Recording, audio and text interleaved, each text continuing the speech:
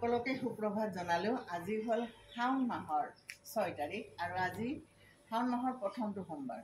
আজি ভীমাশংকৰ জ্যোতিৰ্লিংগলৈ যাব ওলাইছোঁ আৰু জুলাই মাহৰ 22 তাৰিখ আজি শাওণ মাহৰ পবিত্ৰ সোমবাৰটোত ভীমাশংকৰ জ্যোতিৰ্লিংগলৈ ওলাইছোঁ। গতিকে বলক।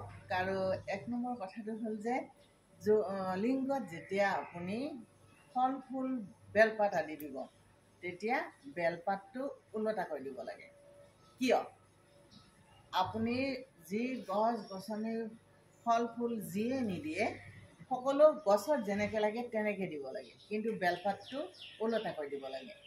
এয়া হ'ল বেদত উল্লেখ থকা কথা। মোৰ সংস্কৃত শ্লোকটো সম্পূৰ্ণ মনত নাই, কিন্তু অৰ্থটো এনেকুৱা যে গছ লতাত যেনেকৈ ফুল ফল লাগে লিংগত আপুনি তেনেকৈ দিব।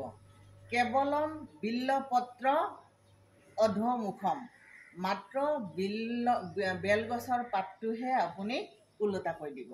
এয়া বেদত উল্লেখ থকা কথা। এতিয়া কথা হ'ল লিংগ কি? লিংগ মানে হ'ল প্ৰবাহ, অনন্ত প্ৰবাহ, যাৰ আদি নাই, যাৰ অন্ত নাই। সেই অনাদি অনন্ত প্ৰবাহক আপুনি যেতিয়া নত মস্তক কৰিব তেতিয়া বেদত উল্লেখ থকা ধৰণে কৰিব। গতিকে এইখিনিয়ে ক'লোঁ। সুপ্ৰভাত জনাই বলক।